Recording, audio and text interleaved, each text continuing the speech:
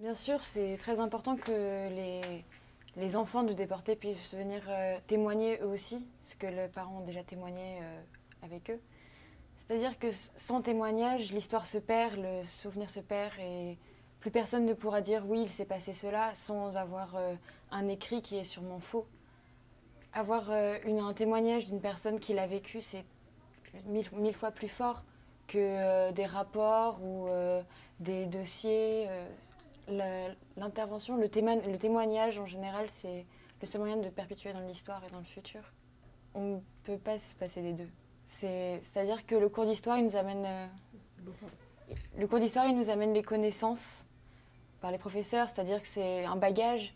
Et derrière le témoignage, il le complète, mais sans le témoignage, on n'a pas tout. Le témoignage, comme je dis plus tôt, ça concrétise les choses, ça rend un côté réel et du coup, ça apporte une certaine curiosité.